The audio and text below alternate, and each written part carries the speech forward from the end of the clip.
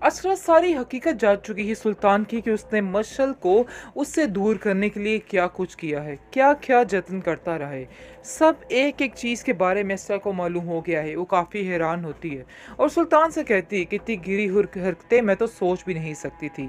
आखिर कोई किसी के साथ ऐसे कैसे कर सकता है। जिसको सुनकर आप देखेंगे कि वो काफ़ी ज़्यादा खुद भी हैरान होता है। कहता है कि चलो जो हुआ सो हुआ, तुम्हें पता चल चुका है, लेकिन मज़ीद अब कोई भी बहस मैं तुम्हारे साथ नहीं करना चाहता और ना ही कोई बात करना चाहता हूँ। बेहतर यही है कि अपनी सारी बातें अब अपने पास ही रखो और कोई ज़रूरत नहीं है कुछ भी बोलने की। खैर आप देखेंगे कि बहुत ज़्यादा एक्साइटेड हो चुका है सुल्तान कि वो समझ रहा है कि उसने इसके ऊपर इस तरह के इल्ज़ामात लगाकर वाकई में इसरा को पागल करार दे दिया। लेकिन ये उसकी बहुत बड़ी भूल है। जो वो सोच रहा है बिल्कुल गलत सोच रहा है। ऐसा कुछ भी नहीं है, बल्कि असर जो है अब वो इसको बताएगी कि उसको क्या करना है और क्या नहीं करना है। बस वो इसी खुशफहमी में बैठा हुआ है कि न जाने क्या से क्या होने वाला है। लेकिन हकीकत यही है कि सुल्तान खुद इस तरह फंसने वाला है और सारा मामला खुद ही ख़राब होने वाला है। लेकिन उसकी माँ और भाभी उसको काफ़ी तसल्ली दे रहे हैं और कहते हैं कि बस तुमने ये जंग जो है बड़े अच्छे तरीके से जीतनी है और डट कर मुकाबला करना है सुल्तान का।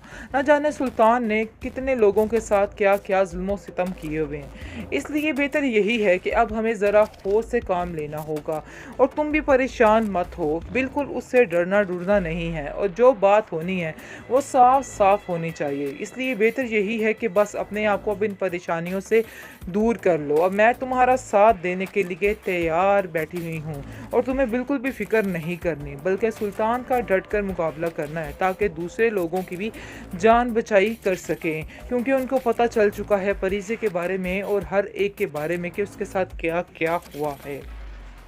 ड्रामासल शिद्दत में आप देखेंगे कि आती है तलत सुल्तान के पास और आकर कहती है कि आखिर तुम्हें इसरा में ऐसा क्या नज़र आया जिसकी बिना पर तुम उसके साथ ये सारा खेल खेल रहे हो।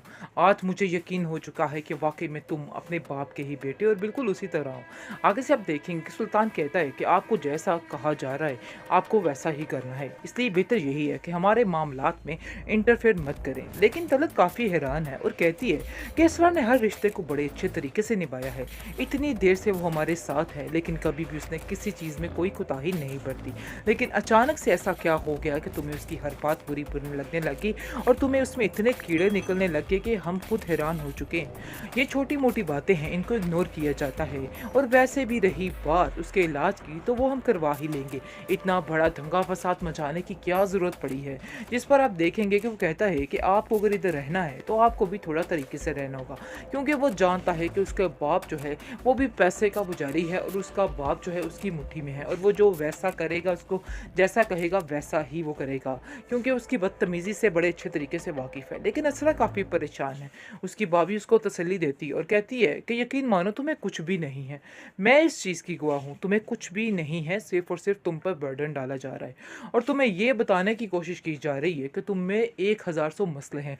इसलिए बिल्कुल भी परेशान मत होना, हम सब तुम्हारे साथ हैं, कोई भी तुम्हें कुछ नहीं कह सकता है और अपने आप को ये पागल समझना बंद कर दो। ऐसा वैसा कुछ भी नहीं है, तुम्हें जो दिखाया जा रहा था तुम वही समझ रही हो। दूसरी पहलू को भी देखो, तुम एक अच्छी और समझदार बहू हो और बेटी हो। तुमने सारे रिश्तों को बड़े अच्छे तरीके से सर निभाया है, आखिर तुम कैसे अपने आप को इस तरह से कर सकती हो। और सुल्तान की मोहब्बत में तुम इस हद तक गिर सकती थी, यानी कि इस हद तक चली गई हो कि तुम उसकी हर बात को बर्दाश्त भी कर रही हो। लेकिन अगर वो ही ठीक नहीं हो सका तो इसमें तुम्हारी तो कोई भी गलती नहीं है। इसलिए बार बार अपने ऊपर ब्लेम करना बंद कर दो। बेहतरीन ड्रामा सीरियल शिद्दत जी आप देख रहे हैं और जिस चीज़ का शिद्दत से इंतज़ार किया जा रहा है तो वो एपिसोड जी नज़दीक आ चुकी है। बल्कि इसी एपिसोड में काफ़ी ज़्यादा ट्विस्ट आने वाला है, क्योंकि सुल्तान की अकल टिकाने आने वाली है और सुल्तान को पता चलने वाला है आखिर उसने किससे पंगा लिया। पंगा इज़ नॉट चंगा जी, बिल्कुल ऐसा ही है। इसने असरा से जो पंगा लिया है ये समझ रहा था कि बस इसकी लाइफ कमाल की हो जाएगी और इसको भी फरीज़े की तरह पागल करार दे देगा और अपनी ज़िंदगी से निकाल देगा, क्योंकि वो ऊपर से टांग रखने की कोशिश कर रहा है और बताना चाह रहा है कि असरा की ही गलती है, असरा ही इस घर में खुशहाली नहीं लेके आने देने चाह रही। यानी कि अपनी टांग ऊपर से रख कर उन लोगों को जलील करने की कोशिश कर रहा है। बहुत ज़्यादा परेशान हो चुकी है सरवत भी। सरवत कहती है कि आखिर मेरी बेटी के साथ ये क्या हो गया, मुझे तो कुछ समझ नहीं आ रहा। आखिर ऐसा भी कैसे हो सकता है, मेरी बेटी को पागल ही बना दिया उन्होंने। आगे से उसका भाई सरवर कहता है कि पागल ये नहीं, पागल वो है जो इसको बनाने की कोशिश कर रहा है, इसलिए आपको परेशान नहीं होना है। लेकिन अब देखेंगे कि जो असरा की भाभी है वो उसका मुकम्मल तौर पर साथ दे रही है और कहती है कि नहीं, ये पागल नहीं है, बल्कि पागल जो है वो सुल्तान इसको करने की कोशिश कर रहा है और जो कुछ भी कर रहा है सब ड्रामेबाजी है, इसके अलावा इसमें हकीकत कुछ भी नहीं है।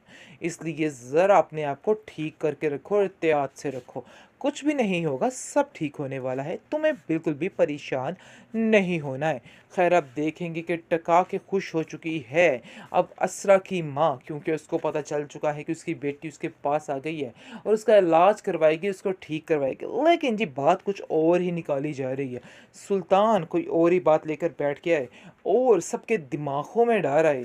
जी असल वजह ये है इस लड़की को कि ये लड़की हमारे घर में खुशियाँ नहीं ला सकती है, इसलिए आपको ज़रा इसका चेकअप करवाना होगा और इस पर सारा ट्रीटमेंट पे ध्यान देना होगा।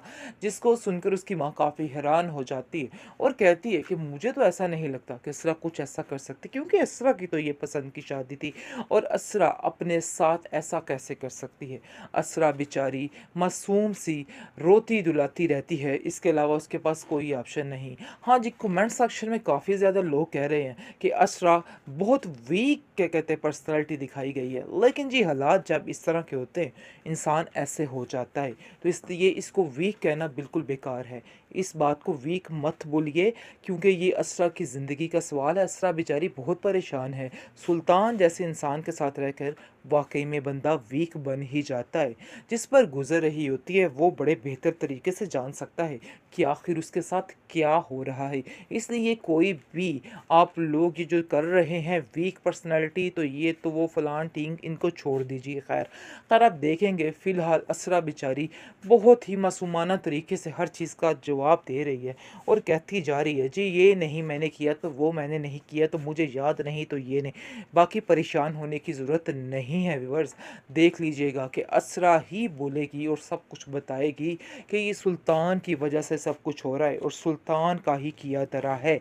बहुत जल्द इस एपिसोड में, नहीं तो अगले एपिसोड में ये बात खुलकर सामने आने ही वाली है, इसलिए परेशान नहीं होना है। और आपको बताते चले कि उसकी भाभी इस बात पे उसका बहुत ज़्यादा साथ दे रही है और वही सबको बताने की कोशिश कर रही है कि ये सारी सुल्तान की चालाकियाँ हैं, इसके अलावा कुछ भी नहीं है। अब उसका भाई भी काफ़ी अटल हो चुका है कि हम अपनी बहन को यहाँ से नहीं भेजेंगे जब तक सुल्तान की अकल ठिकाने नहीं आ जाती।